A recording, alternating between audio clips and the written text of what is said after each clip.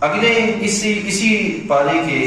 جو تیسرا رکوع ہے وہ بڑا خاص طور پر نوجوانوں کے لیے سمجھنے کے لائق ہے۔ اس میں اللہ تعالیٰ والدین اور عزیز و اقربا کے ساتھ اچھے سلوک کا بیان فرماتا ہے۔ وقت فرماتا ہے وَقَضَىٰ رَبُّكَ أَلَّا تَعْبُدُوا إِلَّا إِيَّاهُ، اور تمہارے رب نے حکم فرمایا کہ اس کے سوا کسی کو نہ پوجو، یعنی کہ سب سے پہلے بندے پر جس کا حق ہے وہ رب تعالیٰ جل وعلا ہے، تو فرمایا کہ سب سے پہلے اس کی عبادت کا اہتمام کیا جائے، اور پھر اس کائنات کے اندر اللہ کے بعد مخلوق میں جس کا سب سے پہلا حق ہے وَبِالْوَالِدَيْنِ إِحْسَانًا، وہ والدین ہیں کہ ان کے ساتھ حسن سلوک کیا جائے۔ اب اس حسن سلوک کو اللہ تعالیٰ خود بیان فرما رہا ہے کہ حسن سلوک سے کیا مراد ہے اور رویے میں کیا انداز ہونا چاہیے۔ اللہ فرماتا ہے اما یبلغن عندک الکبر، آج کے اس دور کے اندر دیکھیں تو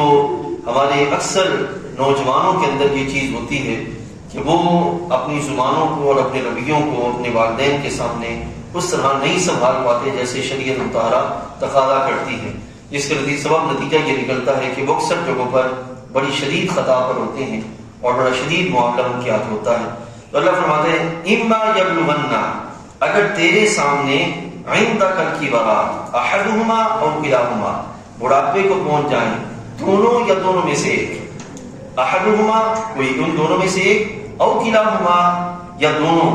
تو کیا کرنا ہے؟ یعنی کہ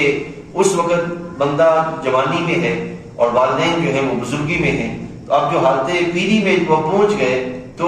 یہ حالت جوانی میں ہے، تو اب اس کا طرز عمل رویہ کیا ہونا چاہیے، یہ اللہ تعالیٰ بیان فرما رہا ہے۔ ٹھیک ہے، فرمایا فلا تقل لهما اف، سب سے پہلی بات یہ ہے کہ ان کے سامنے اف نہیں کہنا، پہلی کیفیت۔ پھر دوسری ولا تنهرهما، اور نہ ہی انہیں جھڑکنا ہے، نہ اف کہنا ہے نہ جھڑکنا ہے۔ وقل لهما قولا کریما، اور ان کے ساتھ ویسے کیسے بات کرنی ہے؟ بڑے ہی تعظیم کے ساتھ بات کرنی ہے۔ ٹھیک ہے، یہ ہے والدین کے ساتھ حسن معاشرت میں سب سے پہلا جو مستحق شخصیت ہے وہ والدین،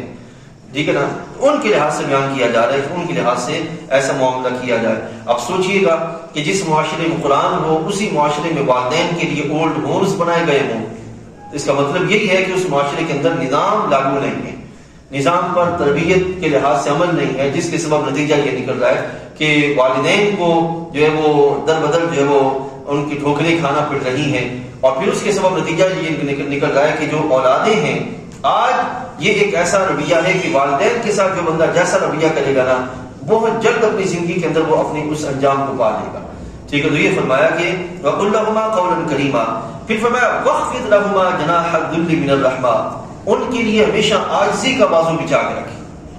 ان کے سامنے ہمیشہ یہ کام کیا جائے، عاجزی کا جو وہ بازو بچھا کے رکھا جائے، وہ من الرحمہ نرم دلی کے ساتھ، اور پھر کیا کیا جائے وَقُلْ رَبِّ ارْحَمْهُمَا كَمَا رَبَّيَانِي صَغِيرًا، ایک تو یہ کہ رویے ایسے ہونے چاہیے اور دوسرا یہ اپنی دعاؤں میں ہمیشہ انہیں یاد رکھا جائے۔ ٹھیک ہے، وَقُلْ رَبِّ ارْحَمْهُمَا كَمَا رَبَّيَانِي صَغِيرًا۔ اب سوچئے نا کہ والدین اپنی ساری زندگی کے اندر اپنی اولاد کے لیے دعائیں کرتے ہیں، اے اللہ میرے بچوں کے لیے یہ ہو جائے، بچوں کے لیے یہ ہو جائے، بچوں کے لیے یہ ہو جائے۔ اب اللہ تعالیٰ جل وعلا فرما رہے ہیں کہ جب تم میں اللہ نے کچھ دے دیا تو اب تمہارے کے لیے کیا لازم ہے؟ ایک تو یہ کہ تم اپنا رویہ ان کے سامنے اچھا رکھو، اور دوسرا یہ کہ ان کے سامنے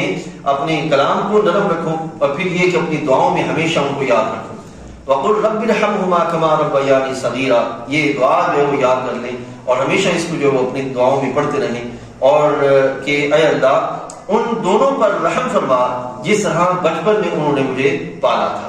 تو یہ ہمیشہ جو ہے وہ اس دعاؤں کو جو ہے وہ یاد رکھا جائے۔